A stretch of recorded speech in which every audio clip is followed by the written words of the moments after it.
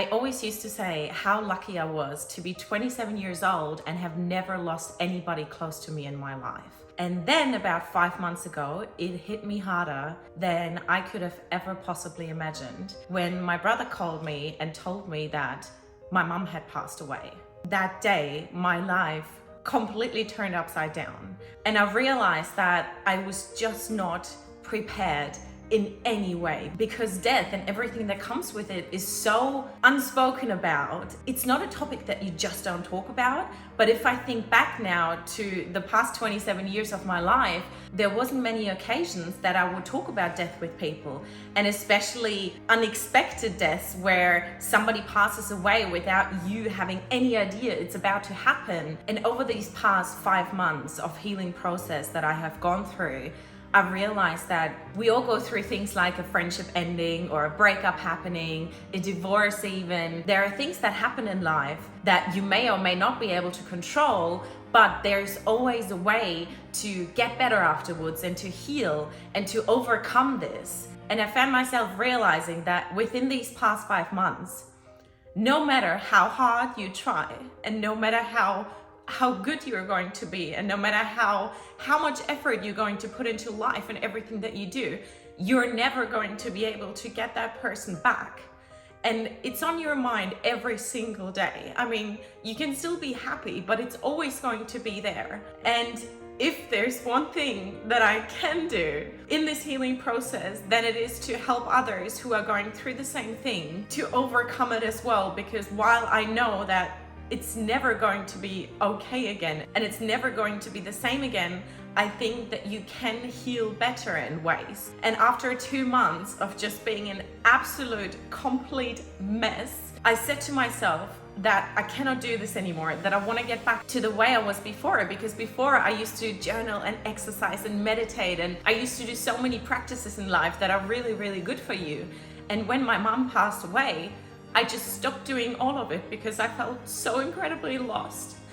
And I felt like the world did not make any sense anymore. And that's how it is, right? That person's gone and your brain cannot comprehend that that is actually what happened. You just can't understand. And I found myself getting so angry at things or people around me when really that stuff would have just never bothered me before. But because you're trying to channel this anger, because you can't be angry at the person, you can't be angry at something physical. So you start building up this anger inside you. And I realized this, especially with the people who were closest to me, that I would get so frustrated, and I knew that this is not me, and I knew that I had to get back to my good practices in order to overcome this and heal it. And now I want to use this YouTube channel in order to help you to heal through something that honestly at first you think is never ever going to be able to heal in any shape or form. So all the content and the videos that I'm going to be sharing with you guys over the next few years and decades of this YouTube channel, I want to inspire you guys that even though that loved one, maybe a husband, maybe your wife, maybe your parent, maybe a sibling, or I think, and this may be even the worst of all, losing a child, that despite you having lost this incredibly important person in your life, that there is a way to become happy again. That there is a way that, yes, you are still going to feel the pain and you are still going to be grieving, but you are going to find happiness in some places or another within your life and throughout your life. Having said all this, let's get to the 3 most important things that I believe are key after someone that you loved so very much passes away. Number 1, ignore it as long as you need to, but then eventually find the strength to really process and heal with it. I know that this is so incredibly hard because you don't want to look at photos and you don't want to look at videos and you don't want to read things they've written to you, because it hurts so incredibly much to know that that was the last photo, or it was the last video, it was the last letter they sent you. Like, it tears you apart inside. And it really took me so much courage to do this.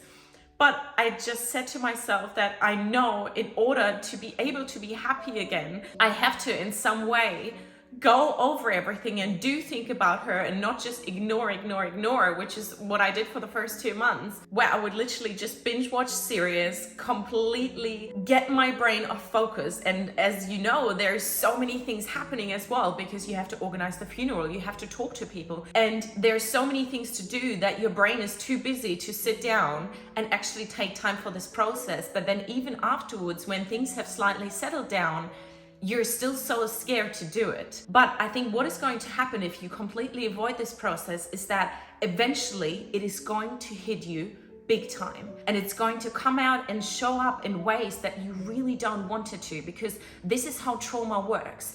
The longer you're going to repress it, the bigger it is going to come up eventually. And in order to avoid this, I think it is so crucial that, yes, take your time to avoid it as long as you need. And I did too. And I think there's really no perfect timeline here. If you say you can't do it for a whole year, then let it be a whole year. But at some point, you're going to have to sit down and take your time in order to heal. In next week's video, I'm going to discuss a lot of the ways that I have been using in order to heal. So if this sounds like something that you are already ready for, or maybe will be ready in a bit of time, then I hope that the practices that I have used are going to help you as well. The second most important thing that I have noticed was that I felt so incredibly guilty every time that I would laugh afterwards, or I would enjoy life and I would just do things as they normally are, because here's the reality. Your life changes completely, right? It's never the same that it ever used to be. But everything else just moves on. Everything continues. You're going to have to work at your job. Maybe if you have children, you're going to have to look after your children. Life happens exactly the way it was before, despite the fact that you are in a completely different state of mind. And I think that we can almost feel guilty for doing that, and we can feel bad for, that person isn't here anymore. Should I be laughing? Should I be having fun? Am I allowed to do this? Am I allowed to do that? And I think that the answer is absolutely yes, you are. Because I started to feel guilty for those things, and I realized that this is the only way that I'm going to cope with it. The only way is that you laugh with the friends that you do have in your life and the family members, and that you try and enjoy life as much as you can despite this happening without feeling guilty for it. Because at the end of the day, I promise you that your loved one that passed away would have wanted you to still be happy. And even though it feels incredibly wrong to do that, I think it's really the only way, because otherwise you are going to be completely lost for a very, very long time, if not forever. So we have to try our best to enjoy life and live it, and realize that yes, they may be gone, but we are still here. And there is so much beauty to discover and to enjoy and to experience. And that is exactly what we have to focus on, because otherwise this grieving process is going to be nearly impossible for you. The last point that I want to talk about today is that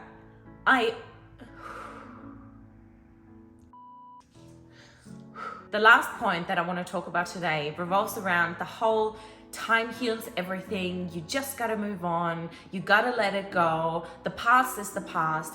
And while I agree with these statements for so many things in life, nearly everything in life, I think with this one particular tragedy, or whatever we want to call it, it's impossible. There's never going to be a day that I won't think about my mom, and there's never going to be a day that I'm going to think about her not being there, and it's just going to be okay, and it's just fine because time has healed it, right? Even now, yes, I'm a lot happier overall and I fight my way through it, but there's not a single day that I don't cry and that it doesn't somehow come up and you not think about it. Yes, you can distract yourself, and yes, you can heal it, but I think that it's always going to be there.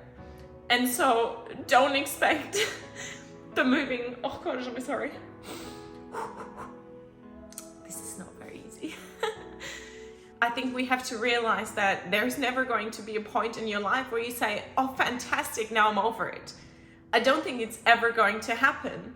But what I do think is that with all the things that I've been doing for the past few months, and that hopefully I'm going to be able to teach you, that it gets easier. It really does. And no matter where you are in the grieving stage right now, And no matter how impossible the things that I'm talking to you about might sound, I promise you that if you put in the work in a way that they are fitted to you, not exactly the way I'm doing them or exactly the way you're reading them somewhere online, but pick and choose the ways that are working for you and then start this process, because yes, it can get better, but time heals everything. That was definitely a lie, I believe.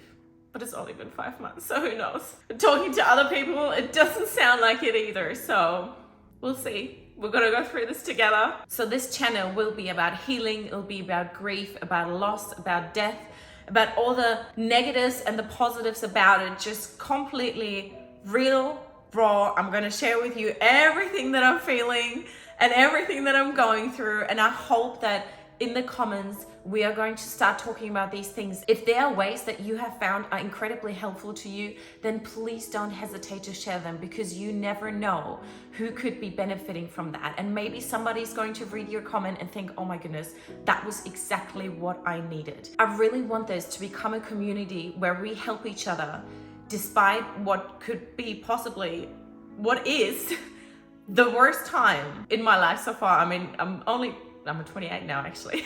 The first birthday without her, whew. The first everything that happens afterwards, they are the toughest, I think. But in 28 years, I've never felt pain like this. It's insane to me to imagine how many people have gone through this already or will have to go through it. So I want us to stick together to help each other and to hopefully normalize the talk around death and loss and all that surrounds it as well, because I really think that would make a massive difference in so many people's lives. So next week, I'm going to share with you guys the healing practices that I have used, but for now, this is it for the first video. I hope that you enjoyed watching this. I hope that if you have ever lost anybody, this has helped you in some way or another. And if not, then just wait for the videos to come, because I promise you they will.